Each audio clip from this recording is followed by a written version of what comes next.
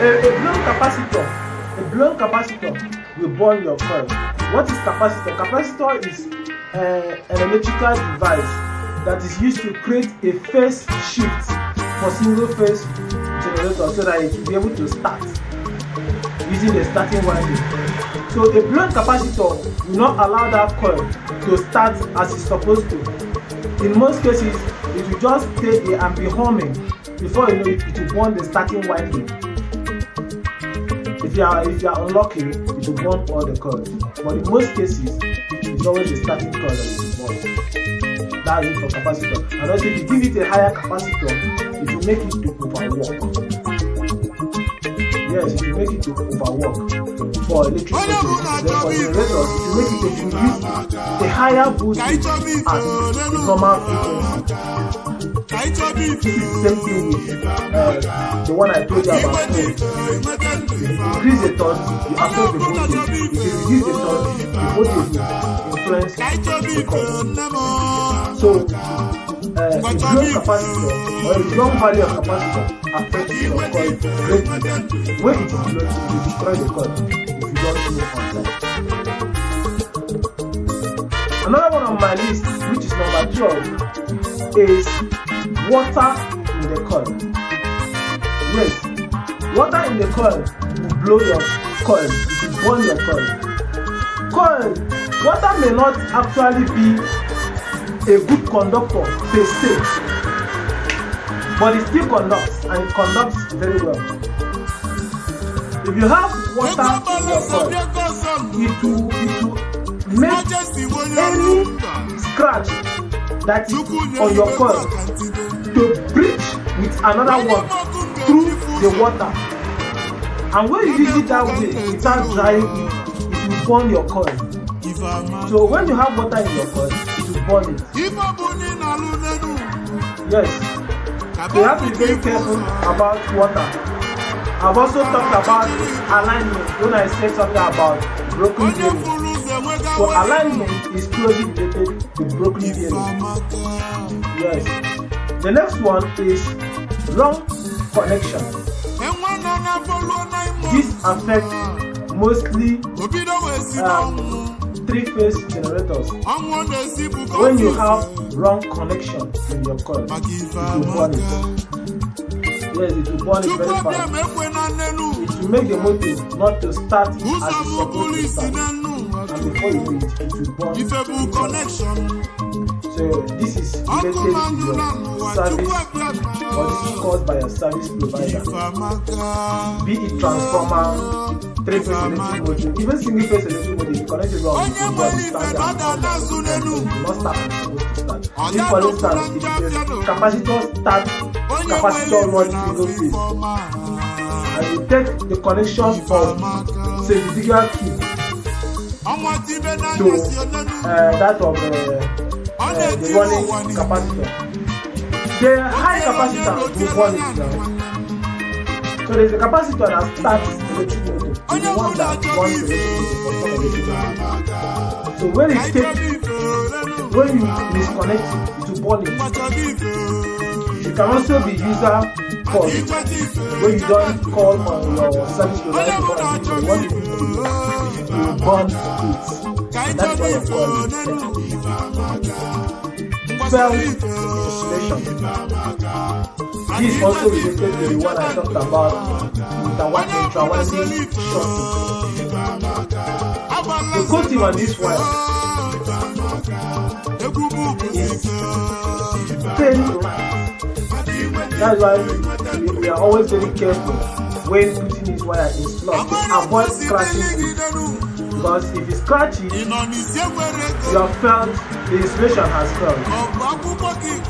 But away from that, age, heat can make insulation to fail. And once it fails, it shuts. And once it shuts, the coil will fail.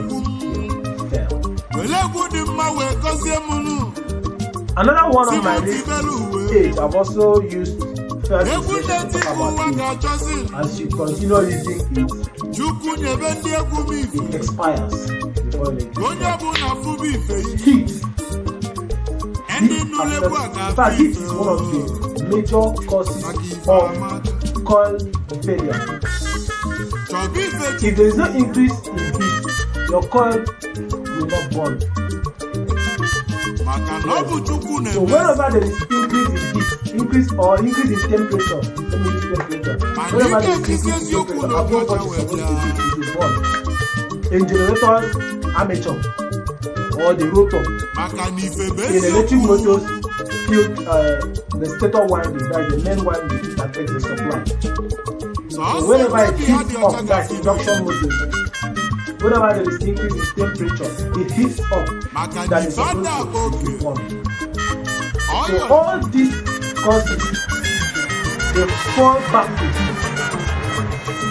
So if you can control the temperature of your generator or your electric or your coil, electromagnet, it will not burn fast, it will last. Sometimes you will give it a high load for generator, you give it a high load for a long time. Have you considered that thing is actually, that thing has a lifespan? So as you are using it at a straight, you are reducing the lifespan, and as a result, it is born. So that is why they from heat and age. Another one on my list is this one is mostly for generators, but initially I talked about blown or long capacitor. Now I'm talking about AVR. AVR is simply automatic voltage regulator. It regulates voltage, keeps it at a preset value. If for instance when you install the AVR, it was at 400 volts. AVR will attempt to keep it at that 400 at every load. But whether AVR is bad, in some cases, it will be giving voltage more than what you kept it. And it will burn. If for instance, your coil is supposed to handle 400 volts, and at the point your AVR is giving 600 volts, 500 volts, 1000 volts, it will make the coil to be overworking, and before you know it will burn the coil. So AVR burns coil as well. Direction of rotation. Direction of rotation also burns your coil. Direction of rotation burns your coil. There are coils that, depending on the way the fans are positioned, that is the fins of the fan. If you look at this one now, you see that this one is bent one side. If this coil is turning like this, the air will be coming this way. Air will not be going inside the coil. But you see that the way it is turning this way, air will be blown inside. Look at how the fins are. So a wrong direction of rotation will burn your coil as well. But people don't know this. It's also an opportunity to tell you, most of you like using your electric motors without the back cover. Where you have the fan, there is always a back cover. Anytime you use that back cover, anytime you use that electric motor or your fan without the back cover, the air that is supposed to be going inside the coil to reduce the temperature will be going outside. That cover conserves the air inside that environment to help maintain the temperature of the coil. But the situation where you remove the method of coupling, maybe you or your service provider do not remember to put it back, and you use it that way, it will increase the temperature of that motor. Before you know it, it will burn. I'm sorry, that's just it. The last one on my list is, okay, I've talked about it before. Long capacitor. I talked about blown capacitor before. I also used that period to talk about drum capacitor. So blown and drum capacitor, they are close. If you are giving it a high capacitor, that is capacitance. So in other words, always try to check out the temperature of your coil. That's one of the best ways to stop all this. Pay attention to your coil. If your coil is not rotating well, look at it. It's advisable to have voltage monitor. It's advisable to have voltage monitor. I don't have it here. There's a device called voltage monitor. It will help stop over voltage. Any voltage that is more than what it's supposed to be, to stop it. We also have overloading or overcurrent monitor, that is overload delay. You have it electromechanical, you have it thermal, you have it electronic overload.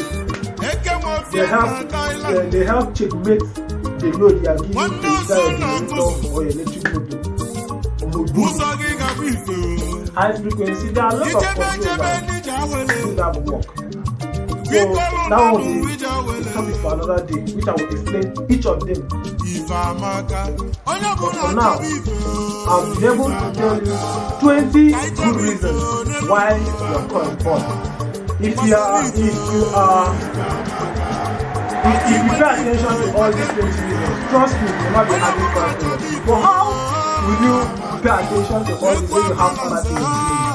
That's why you need to employ people, or you need to install devices to watch over the because if you don't install the device,